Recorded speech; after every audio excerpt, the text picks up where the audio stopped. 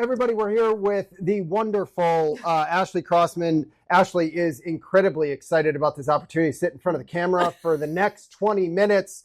She's been bugging me day in, day out to get here right now, and now is the time. So I'm sorry for delaying so much. I know this is something that you really wanted to do, sit down and just give all of the inner workings of exactly what makes you, you. But we're here now. Are you ready for it? Yep. You excited? So excited. All right. So Ashley and I have been now working together for 2 months on the team, Esposito Group. Mm-hmm. We met and first chatted maybe 18 months ago. She partnered with us at EXP a little over a year ago, right mm-hmm. after I joined, actually. So we've known each other for a while now, and I'm just excited for everybody to get to know Ashley a little bit better. What makes her tick, what her family life looks like, how she works and operates on a daily basis. So to start, Ashley, just give us an idea, like tell us a little bit about yourself, when you got into real estate, sort of why you got into real estate, that sort of thing. So 2018, I got my license. I used to be in graphic design and marketing. So I sat behind a desk all day, every day, 9 to 5. Yep. I had a couple different clients. One was a testing facility over in Canton, and the other was a real estate company out in Wellesley.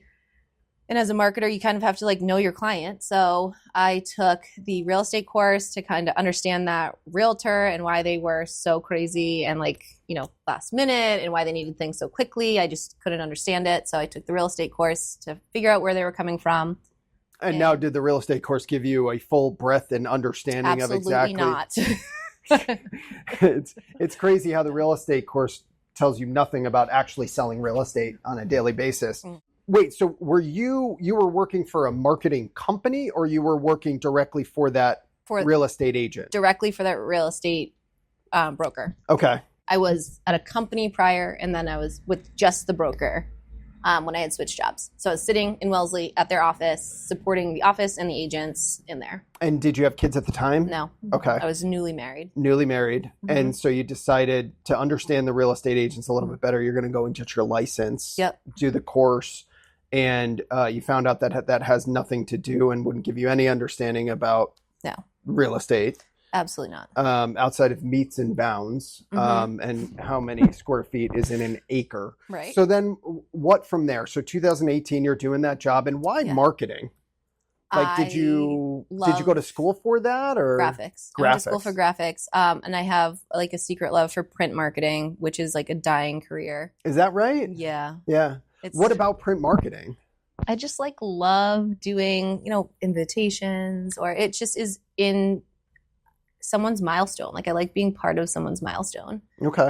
So that was wedding invitations, I don't know, favors, big trade show booths. That was my thing. And did you go to school for that? Yes. Where did you go to school? Westfield. Okay. Western Mass, huh? I'll never go back. Yeah, I don't blame you. It's awful. It's like Northern Connecticut for people who don't know New England. Yeah. So you went to college for that, you got out, you did some marketing. Now, do you still do that in your personal life now? Or can you incorporate that into the business and what you do? I was. Yeah. Until we started talking about how to allocate different jobs. But yes, I do marketing when I can. I think it's a talent that I can kind of add to a listing. Yeah. But I've relinquished control. Yeah. Doing the marketing. Well, and what Ashley's alluding to is we're talking about time being one of her most valuable assets, and because of how much she takes on not only within her personal and family life, but also the commitment she has for her clients and wanting to do everything humanly possible. The problem is at a certain point in a real estate career, you just get to a place where you can't do everything, and there are certain things that other people are either have time for or are more skilled to do. Mm-hmm. And that's what we're working with Ashley on now. Great. But going back, so 2018, you're marketing and doing graphic design for this company. What happens there? Do you just go into that company and get your real estate license? Or? I did my first deal over there, okay. which is great. But I also realized that, location and real estate is really important. You have a market. Yeah. That wasn't mine. Mm-hmm. Although it taught me a lot and I got the behind the scenes, I needed to realign with someone who was local. Okay. So I left the brokerage. I hung my license in a small like mom and pop brokerage over in here. And I started working for Honeydew Donuts as a graphic designer over there. Okay. But I realized that And when is this? What timeline is this? 19. It wasn't even a year. So you did a real estate transaction at that company that you were working for in Wellesley in marketing. Yep. And then you left there, you got another corporate job doing graphic design and that sort of thing. And then joined a brokerage. Yep. And I was doing part-time real estate. I was probably putting in 40 hours of real estate and 40 hours of my graphics job because my husband has a career where, his hours were completely opposite of mine. Okay. So as I was coming home, he would be going to work. Yep. And I don't sit and do nothing. Like I need to be doing something. Yep. So I would just work. Okay. I would go into real estate and I would do my real estate work part-time. But it got to a point where I had so many clients that I couldn't service them working another job. So you were making a considerable amount of money in real estate so that you could let go of the salaried position that you had. Right. Okay. And was that a difficult decision to make that jump? Well, no, because I was pregnant and COVID hit. Yep. So I was at a crossroads where I had to either pick my corporate lifestyle and do a 9-to-5 and send my kid to daycare, or I was going to stay at home and I was going to make real estate work. Okay. And so it seemed an easy decision from there. Yeah. You had the confidence to know that you already had sort of a little bit of the skill and you were hitting the ground running. People seemed to respond well. What do you think in the early career, what do you think you did really well? Like, why did clients, even on a part-time basis, like why did they work with you at that point? I was able to really give them my attention. They thought it was undivided. They didn't necessarily know what was going on in the background. And I provided a service to them. I really helped them through and beyond a transaction. I held their hand and I comforted them through a stressful time. Yeah. Do you think they even if they knew, do you think that they would care if your attention was undivided? Or I grew to understand that they don't. Yeah. I mean, I think that's my perception is that I don't think our clients, for the most part, I don't think they care how it gets done as long as it gets done.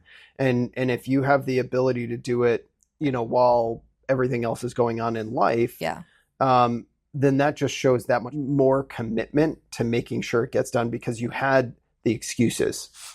Right. But you didn't let those excuses stop you from providing the level of service that you wanted. Right. Exactly. All right. So then you get into it full time, and this is around when COVID hits. Yeah. Okay. You have your first son of two. And your husband's working off hours. Yep. And so you watch your kid all day. Yep. You do real estate full time. Right. And then your husband goes to work at night. Right. And you just rinse and repeat that every day.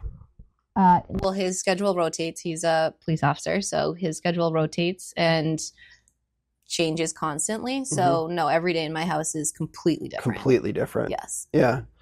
So 2020, and then you have your first kid. You have a second kid in 2023, which is when that real itch for like wanting more or hitting different goals came in. I don't know. The second kid just really, I was pregnant and I was like, I need more.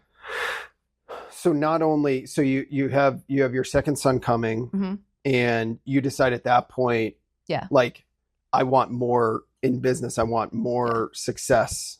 I just want more. I think I used the term with you, balance. Yeah. Which is a little overrated in this business, but I wanted more balance between real estate and family, or I hit a point where I didn't think I could excel any further at that brokerage. And for me, when I get complacent like that, it irritates me. Yeah.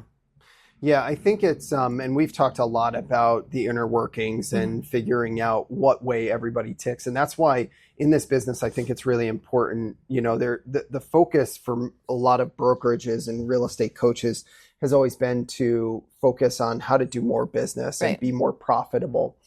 A lot of the time, what most folks need after they've gotten off the ground is actually to look at mentally and emotionally where you are. Right. To figure out why you want the things that you believe that you want. Right. is what you're telling yourself what you want actually what you want? Mm-hmm.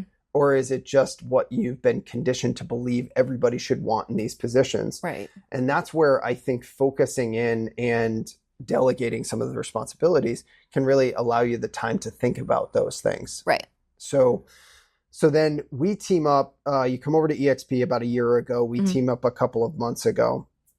What was the driving factor behind sort of joining the Esposito Realty Group and coming over here?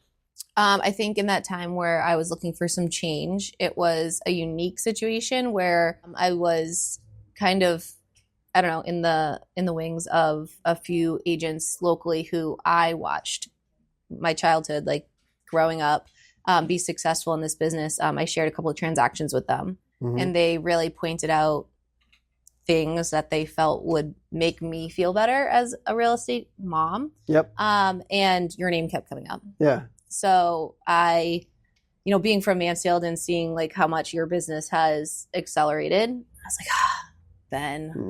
You got to hear his name again. Yeah. Keep coming back to it. But it meant something because like the people who were bringing your name up, like they had my best interest. That was their number one. Yeah. So if they kept bringing your name up to me, it meant that I needed to have a conversation with you. Yeah. So you mentioned they gave you some tips and some advice. Mm-hmm. Do you remember what that advice was? Well, the company that I was with prior was very like into phones and being mobile. And, one of the things that really stuck out was at an open house, I had my phone out. I was greeting a client or a buyer, and I was taking their information. And I was greeting them with the phone in their face. Mm-hmm. And she stopped me and she was like, "What are you doing?" Yeah. People buy with their senses. Where are the cookies? Where's the music? Yeah. Get rid of the phone. So kind of going back to like my traditional roots of not having technology right in front of you and focusing on like the human factor. Yeah. That was one of the biggest things for me that she kind of opened my eyes to. But then also, connecting with your community more. She had said that she's never like done lead generation where she bought a lead.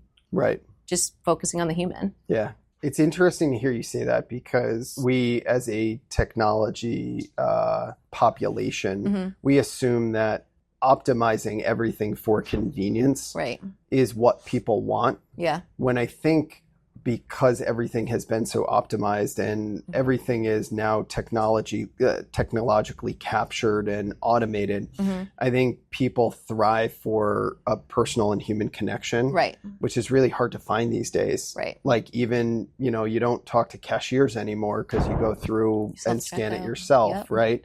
Yep. There's a little robot that runs around the grocery store if you're lost something, so people are, I believe, or really have a deep desire to connect on a humanistic level. Yeah. And so that was pretty astute of the person that you were asking. So I think the other part that like she was pointing out there too was we get, as real estate agents, we're on our phones or on our computers a lot too. And I had grown up with her daughter. Yep. And I mean, I remember her this agent being on the phone constantly, walking the soccer field. She was always on the phone.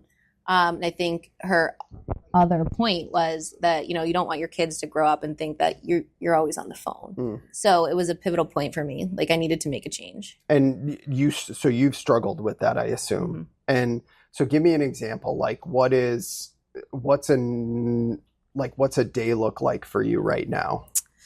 Normally I'll get up and I'm the one that is taking care of the kids. So, do that whole morning mom routine, feed them. Yep. Clothe them, get them off. Yep. To preschool, and then I have one that's not at preschool, so we got to do like the babysitter switch. But anywhere in there, if there's an email that comes through or someone's calling my phone, I am doing that while shushing some kids and just juggling the work balance until I get into the office where I can have a couple hours of quiet time and focus. But after lunchtime, it kind of goes all up in the air again. Yeah. Yep. So would you say that that's your biggest challenge within this business, to manage sort of work life and home life? Yes. Yeah. Yeah. Kids and schedules and husband schedules. On the days that he's working, I know my schedule. By 3:00, like I got to be home. Right. He's going to work. But on the days that he doesn't, and he could get forced or something like that, like those are all the curveballs that I am in charge of managing. Right. So how do you mentally deal with that? You just get through it. just get through it. So that's I think an interesting part of our partnership and our relationship. Yeah. I grew up in a real estate family where my mother juggled the same thing. Right.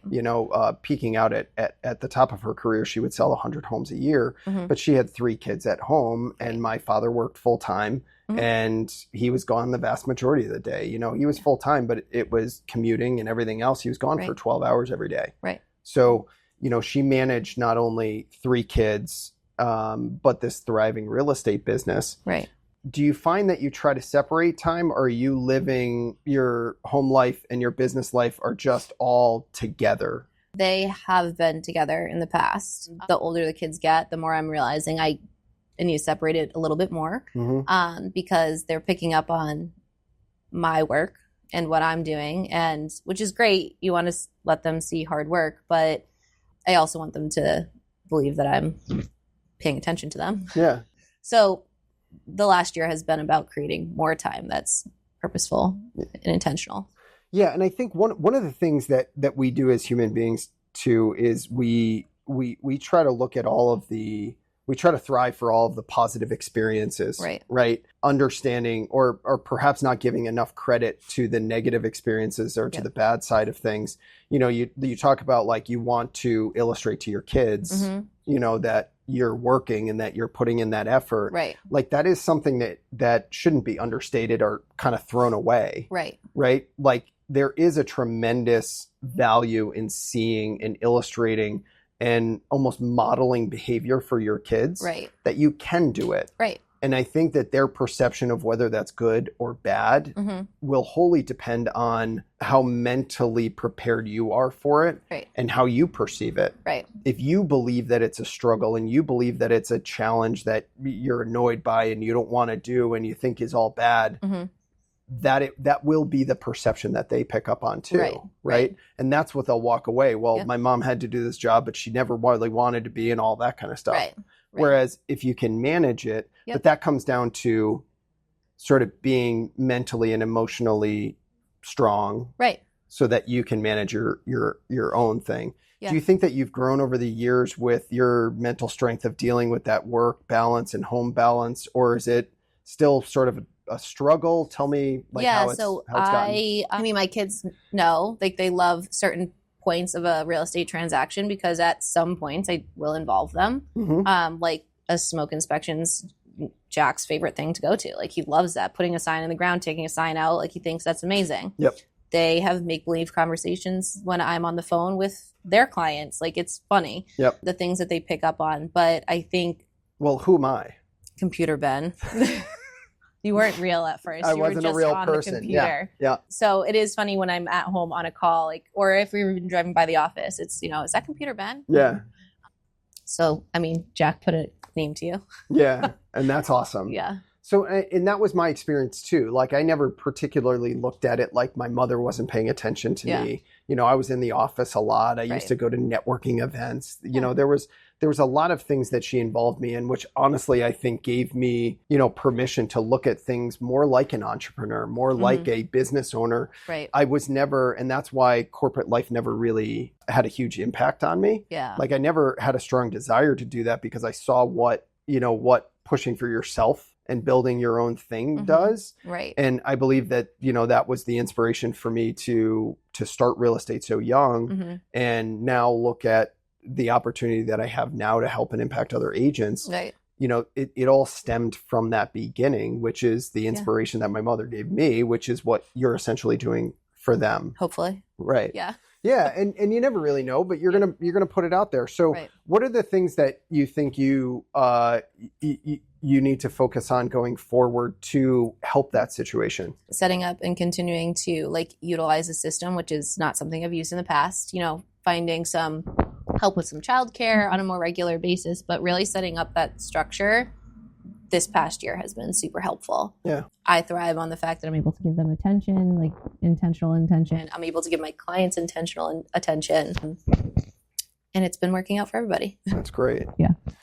And so when you talk to we're hoping that obviously this gives your clients a really good introduction about like who you are as a person, right? Mm-hmm. Because I do think that you have a genuine interest in helping folks and making the process of buying and selling for anybody out there just as smooth as possible and help them accomplish their goals. If you were talking to other, whether it be in the real estate space or whether it be in, another entrepreneurial business, or if somebody's looking to start a side business and really take more control, but they're a single mom or they're a parent, even a father who has sort of full responsibility for the day-to-day of the housework and the kids, like what sort of advice do you have for them? What would you tell them?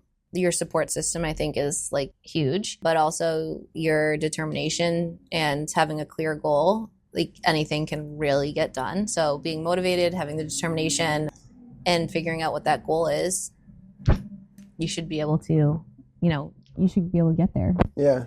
And so what is your goal now? My goal is to continue working very hard so that eventually my family will be able to choose whether or not we are working or spending time with our family and not have to work until I'm 75 years old. Yeah. And that's where I think the intention and the goal setting is really impactful, because I know we're working a lot on that for 2025 right now. Right. And I know you wouldn't mind me sharing, but one of the goals for you that we're working on is to be able to have the separation of sort of church and state, right? The separation of home life and work life. And for somebody in your position, that's a virtual impossibility, being that you have two young boys under the age of four. Yeah. Right. You're going to do 30 plus transactions this year. At a minimum, it's probably going to be more like 40 next year. So, for folks out there, that is a tremendous volume of transactions for anyone in the real estate space. But to do it as a full-time mom, a full-time, caretaker of a house on top of everything else is really admirable. But I think that there can be definitive and distinct times where you can feel good about walking away from or putting business aside. Right. And then times where you can put family aside. Right. So that you can individually and wholly focus in on whatever it is that you're doing. Yeah. Right. Right. And so I know that that's a huge goal of ours going forward, and something that we're going to work really intentionally about. What do you think will help you accomplish that? This team setting has been huge. It's my first time ever joining a team, and it's been eye-opening, the fact like how everyone is so collaborative and works together and supports each other. And I think that encouragement moving forward will only encourage me to continue to make and want to make those changes, with my schedule and with allowing other people to have some of the work that I'm taking on. Yeah. I think that's going to be huge. Well, what I've been sharing with you too is that you can only believe in accordance with the way that you see yourself. Right. And I think what tends to happen is we get into this, especially as entrepreneurs and business owners, we don't have like this upper management and HR department and all of these varying perspectives. So it is an incumbent upon that individual to surround themselves with like-minded people who are learning and growing and share perspective, and perhaps, again, paint a picture of sort of what you could be, so that you can start to believe it too. Right. And I believe that you can do all of these things that you want to accomplish and be mentally and emotionally strong. Right. Right. But it does require intention and effort. Right. And we get that. I get that from you and from sort of the other people that have had a huge impact on my life. Right. And my hope is to be able to share that and connect you with all of these people too. Yeah. So that we can continue to grow, because again, being successful in business at the cost of your family is not worth it. No. Being successful in family at the impact of your, sort of mental and spiritual and emotional health is not worth it either. Right. Right. We're looking to not have it all with no consequences or difficulties, I guess is a better way to say it. Yeah. But I think that we can accomplish all of our goals. Yeah. And have a lot of fun doing it.